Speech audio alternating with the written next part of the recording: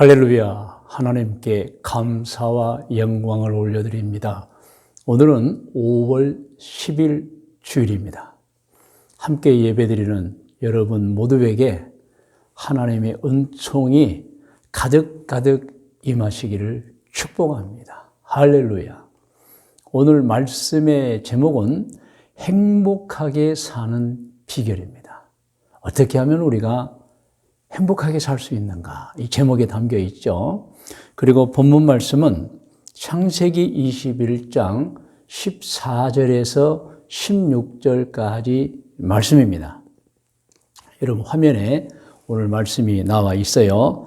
함께 먼저 봉독하겠습니다. 자, 14절부터 아브라함이 아침에 일찍이 일어나 떡과 물 한 가죽 부대를 가져다가 하갈의 어깨에 메어주고 그 아이를 데리고 가게 하니 하갈이 나가서 브엘세바 광야에서 방황하더니 가죽 부대의 물이 떨어진지라 그 자식을 관목 덤불 아래에 두고 이르되 아이가 죽는 것을 차마 보지 못하겠다 하고 화살 한바탕 거리 떨어져 마주 앉아 바라보며 소리내어 우니 이 말씀입니다.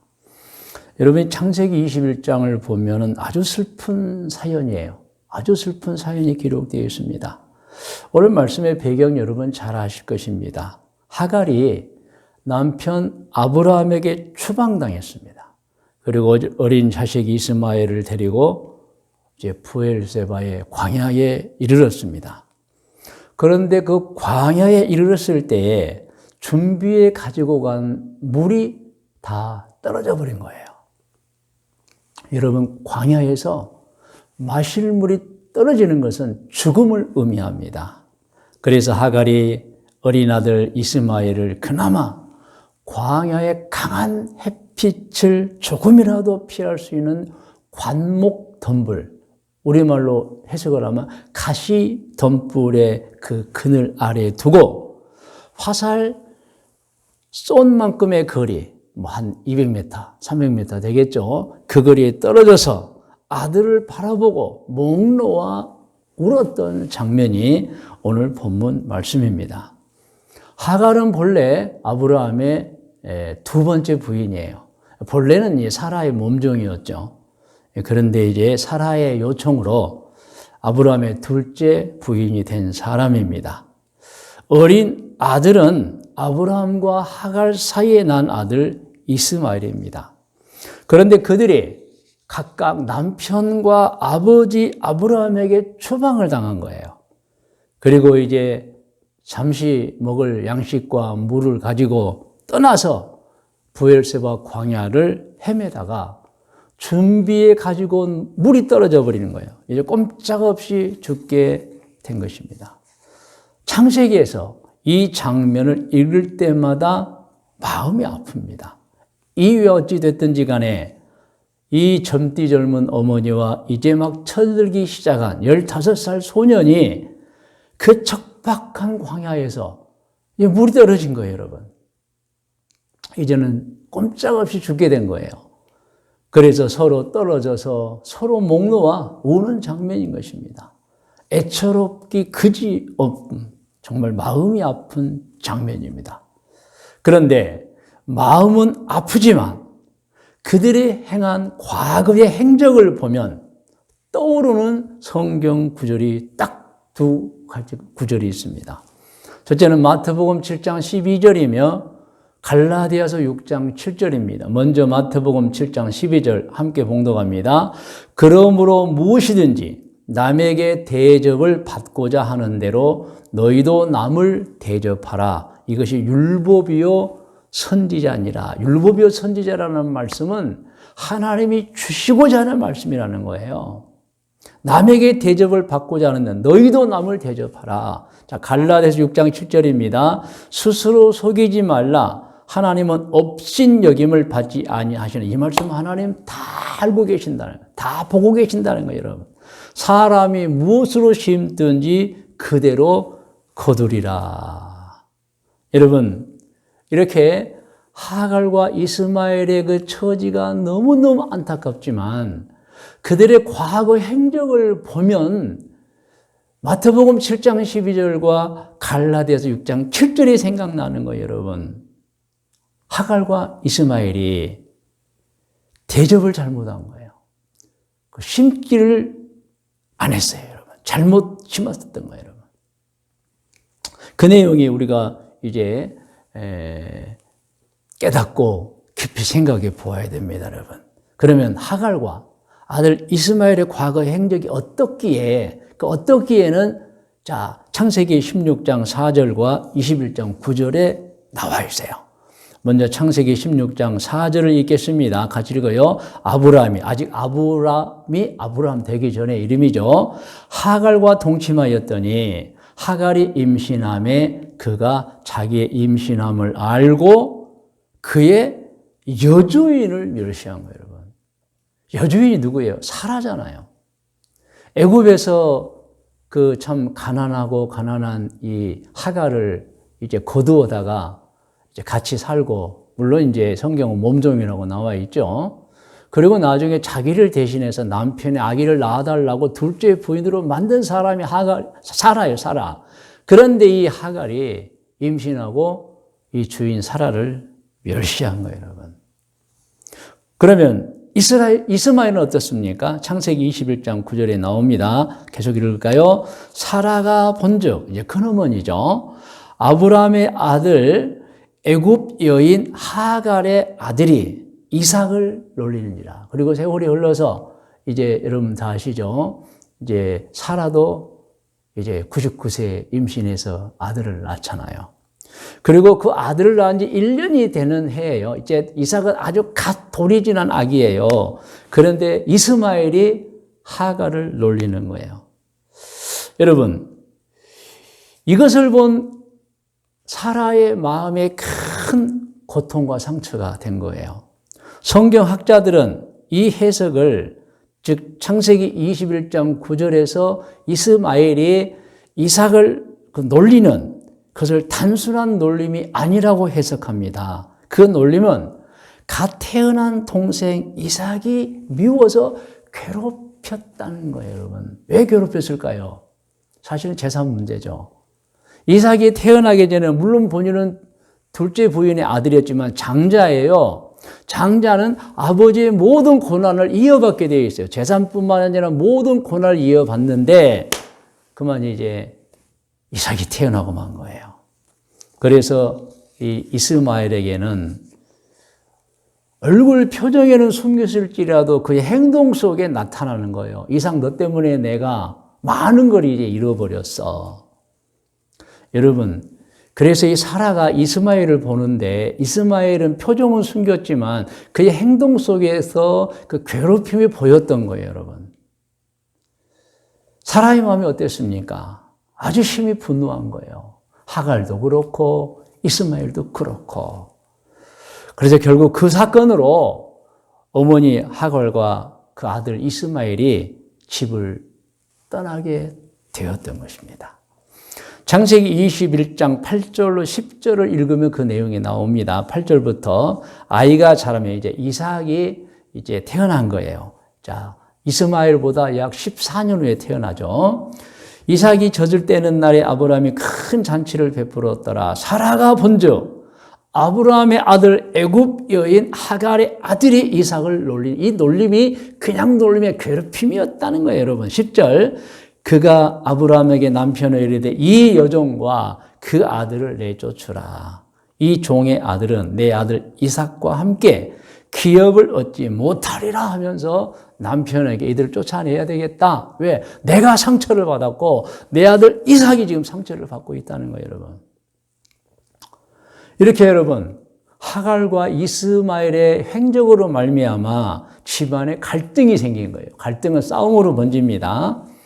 그래서 아브라함은 깊은 고심 끝에 얼마나 또 기도했겠어요. 이 하갈과 이스마엘 모자를 집을 떠나게 했던 것입니다. 자, 그 원인이 하갈과 이스마엘이 다른 사람을 대접 못해낸 거예요. 사라와 이삭에게 아주 소홀하게 했어요. 대접을 못했어요. 좋은 행동을 심지 못했어요. 그 결과로 추방되었던 것입니다. 브엘세바 광야에서 물이 떨어져 정말 죽기 일보 직전인 그들의 처지는 너무나 안타깝고 여러분 정말 불쌍하지만 하갈과 이스마엘은 그들이 뿌린 열매를 거두고 있었던 것입니다, 여러분. 그러나 성경을 보면은 하나님께서 이 광경을 또 보십니다. 하갈의 우는 장면을 또 보시죠. 인생의 모든 일을 보고 계시고 듣고 계신 하나님께서 하갈의 통곡을 듣고 물론 하갈을 나중에 도와주셔서 그 위기를 벗어나게 해줍니다. 자, 성경을 읽으면 이렇게 많은 생각을 하게 되어져요. 또 많은 깨달음을 얻게 됩니다. 저는 하갈과 이스마엘에 관한 성경을 읽으면서 깊게 묵상합니다. 하갈이 임신하고 사라를 멸시하지 않았더라면, 이스마엘이 갓 태어난 이복 동생 이삭을 의도를 가지고 괴롭히지 않았었더라면 어떻게 되었을까? 서로 행복했을 거예요, 여러분. 그리고 자신들이 광야로 추방되는 일이 없었을 거예요. 참 아쉽습니다. 여러분, 그래서 저는 성경을 읽으면서 저뿐만 아니죠. 모든 분들이 성경을 읽으면서 인생을 배우는 거예요, 여러분. 나는 어떻게 말하고 살아야 되는가? 나는 어떻게 행동하며 살아야 되는가? 깊이 생각하고 인생을 배우는 거예요. 답은 이것입니다. 화면에 나옵니다. 첫째, 같이 한번 읽을까요? 곧 다른 사람을 대접하자는 거예요, 여러분. 마태복음 7장 11절 우리 같이 한번 합독합니다. 그러므로 무엇이든지 남에게 대접을 받고자 하는 대로 너희도 남을 대접하라. 이것이 율법이요 선지자 하나님의 뜻이라는 거예요, 여러분. 그러므로 오늘이라고 하는 날의 모든 상황은 어제, 그제, 그 이전의 행적과 연관이 된다는 것을 우리는 성경을 통해서 깨달아야 됩니다. 그래서 우리는 내일의 풍요롭고 행복한 삶을 원한다면 오늘 다른 사람을 먼저 대접하는 생활, 좋은 것을 오늘 심어야 한다는 사실을 알아야 합니다, 여러분. 내일은 반드시 우리에게 다가오는 미래입니다. 우리가 살아야 하는 날이 내일이에요. 그래서 여러분, 그 소중한 내일, 나의 내일의 삶을 위해서 여러분 해야 할 일이 있는 거예요, 여러분. 오늘보다 더 행복한 미래를 위해서 우리가 해야 될 일이 있는 거예요. 그것은 다른 사람을 대접하는 거예요. 믿으시면 아멘 하시기 바랍니다. 자, 두 번째, 여러분. 우리가 성경을 읽으면서 깨닫는 답 두 번째입니다. 화면에 나와요. 같이 읽어요. 심은 대로 거두기에 좋은 것을 심어야 하겠다라는 거예요, 여러분. 갈라디아서 6장 7절 다시 한번 읽습니다. 스스로 속이지 말라. 하나님은 업신여김을 받지 아니하시는 이 내용 말씀드렸잖아요. 다 하신다는 거예요. 시작. 사람이 무엇으로 심든지 그대로 거두리라. 여러분, 브엘세바 광야에서 어머니 하갈과 아들 이스마엘이 겪는 그 고난, 그 고통, 이유가 있었다는 거예요, 여러분. 깊게 생각해 보면 그들이 사라를 멸시했고 또 이삭을 괴롭혔던 거예요, 여러분. 심은 대로 거두었던 거예요, 여러분. 그래서 우리는 깨달아야 됩니다. 좋은 것을 심고 살아야겠다. 다른 사람을 정말 대접하고 살아야겠다. 그 선한 일을 많이 해야 한다는 거예요, 여러분. 여러분, 우리가 좋은 신앙으로 바르게 살면서 정말 다른 사람을 존중하며 대접하며 산다면 하나님은 보고 계십니다. 하나님은 다 아세요. 그 하나님께서 행복을 주실 줄로 믿습니다. 그럼 당대만입니까? 아닙니다. 성경에 보면은 여러분 의인들, 선인들로 인해서 자자손손 복을 받는다는 말씀이 나옵니다. 자손들까지 복을 받는 거예요, 여러분. 그리고 구원받잖아요. 열매가 있기 때문에. 열매가 없으면 여러분 아무로 입으로 주여 주여 한다 해도 구원 못 받습니다. 그런데 좋은 신앙으로 바르게 살면서 늘 선을 행하고 남을 대접하고 좋은 것을 심었더니 역시 구원마다 영생을 누리게 되는 것입니다. 할렐루야.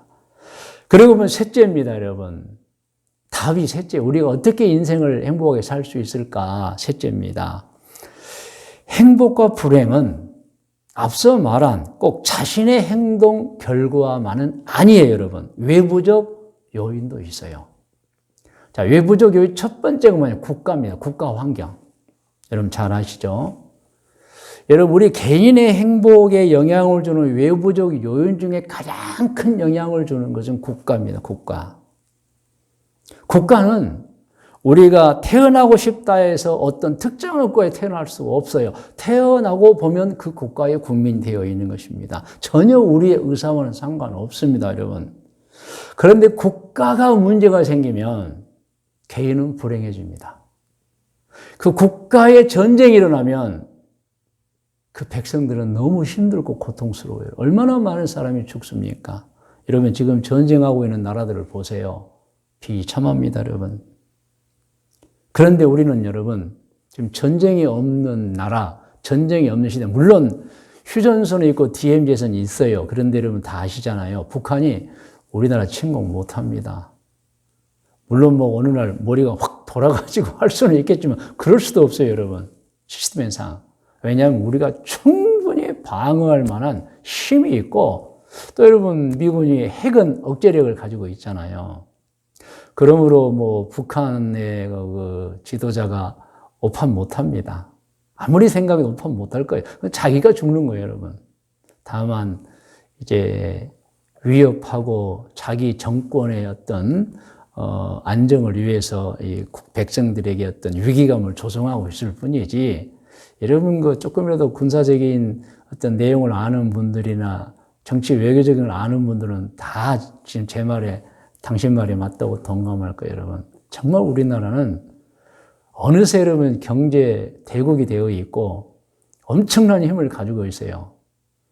그래서 여러분 이제 국가적인 환경이 개인의 행복과 불행에 큰 영향을 미친다고 하는데 정말 우리나라는 정말 좋은 나라고 백성들에게 행복을 주는 나라입니다. 할렐루야. 그런데 우리가 해야 할 일이 있어요, 여러분. 국가를 위해서 하나님께 기도해야 됩니다. 하나님이 도와주시잖아요. 그리고 우리 개인은 국가를 위해서 헌신하고 희생해야 합니다. 여러분, 백성의 희생과 헌신이 없이 좋은 나라가 되겠습니까? 그러면 우리나라는 앞선 세대가 정말 희생하고 헌신했습니다. 그래서 지금 우리가 그 복을 누리고 있는 거예요, 여러분. 자, 여러분, 우리가 앞으로 우리의 행복과 불행에 있어서 우리 개인의 지난 행적이 요인이 되지만 그러나 또 외부적 요인도 있다는 걸 제가 말씀드리고 있는 거예요. 그 첫째가 국가입니다. 그런데 다행스러운 것은 우리 국가는 할렐루야입니다. 하나는 보호하사 우리나라 만세입니다.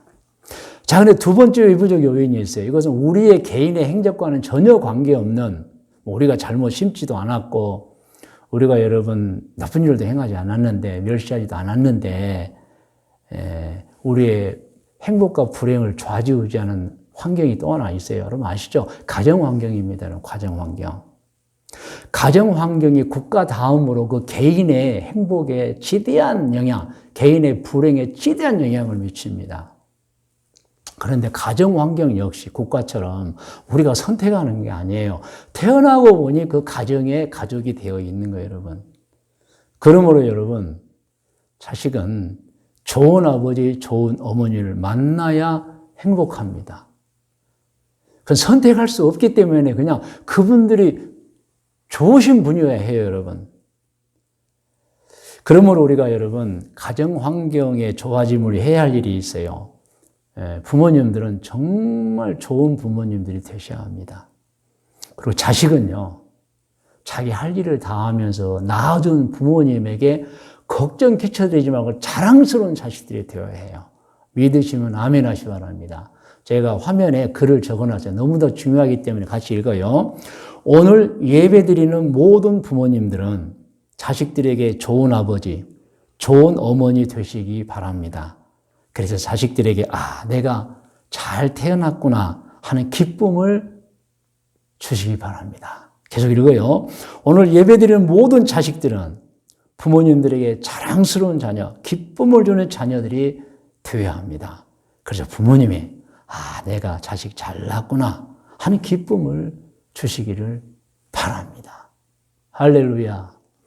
이제 오늘 말씀의 묵상과 적용 권면입니다. 오늘 말씀 너무 중요하죠. 자, 같이 한번 읽어볼까요? 창세기 21장 14절부터 아브라함이 아침에 일찍 일어나 떡과 물 한 가죽 부대를 가져다가 하갈의 어깨에 메우고 이제 자기 둘째 부인을 쫓아내는 광경이에요. 그 아이 이스마엘도 같이 데리고 가게 하니 하갈이 나가서 부엘세바 광야에서 방황합니다. 얼마나 애처롭습니까? 15절 가죽 부대에 물이 떨어진지라 그 자식을 관목덤불 아래에 두고, 그러니까 광야에서 그나마 햇빛을 조금이라도 막을 수 있는 가시덤불 밑에 두고 이르되 아이가 죽는 것을, 이제 물이 떨어져서 죽잖아요.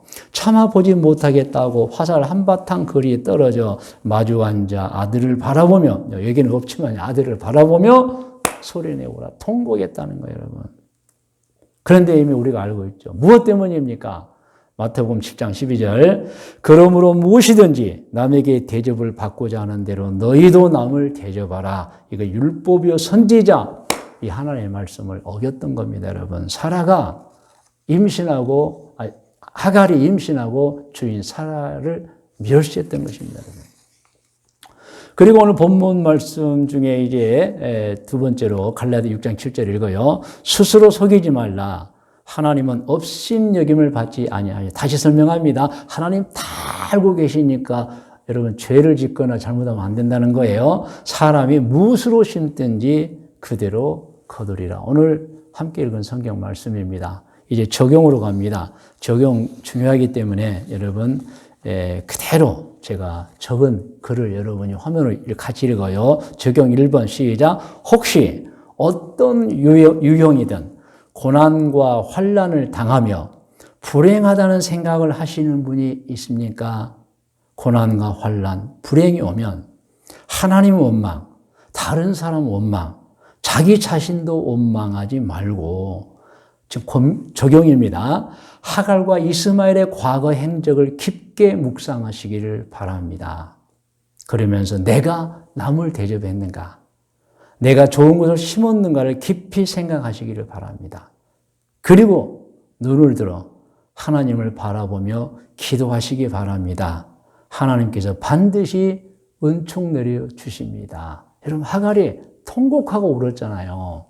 그 모습 다 하나님 보고 계십니다. 얼마나 애절했겠어요. 그리고 후회도 했겠어요. 하나님 또 길을 열어주셨어요. 적용 두 번째입니다. 같이 읽어요. 심은 대로 거두는 진리를 알고 살아야 합니다. 계속 읽어요. 국가 환경이 우리에게 행복을 주는 가장 큰 외부적 요인입니다. 국가를 위해 하나님께 기도하시고 국가를 위해 헌신하고 희생하면 우리가 더 행복해질 것입니다. 계속 읽어요. 가정 환경을 우리에게 행복을 주는 두 번째 큰 외부적 요인입니다. 가정 환경이 좋은 환경이 되도록 힘쓰고 노력하시기 바랍니다. 오늘 예배드리는 모든 부모님들은 자식들에게 좋은 아버지, 좋은 어머니 되시기를 바랍니다. 그래서 자식들에게 내가 잘 태어났구나 하는 기쁨을 주기 바랍니다. 오늘 예배드리는 모든 자식들은 부모님들에게 자랑스러운 자녀, 기쁨을 주는 자녀들이 되어야 합니다. 그래서 부모님이 내가 참 자식 잘 낳았구나 라는 기쁨을 주기를 바랍니다. 이제 적용에 의해서 권면입니다. 권면은 제가 합니다. 여러분은 눈으로 보시고 들으시기 바랍니다. 여러분 권면합니다. 고난과 환난, 불행이 오면 하나님 원망, 다른 사람 원망, 자기 자신도 원망하지 말고 하갈과 이스마엘의 행적을 깊이 묵상하면서 내가 남을 대접했는가, 내가 좋은 걸 심었는가를 깊이 생각하면서 하나님께 기도하시기를 권면합니다. 두 번째, 우리 행복의 가장 큰 외부적 요인, 두 번째 외부적 요인, 국가를 위해서 기도하고, 이제 국가가 첫 번째죠. 헌신하고 희생하시며 두 번째 요인인 가정 환경을 위해서 힘쓰고 노력하시기를 권면합니다. 할렐루야. 이제 여러분 다 머리를 숙이기 바랍니다.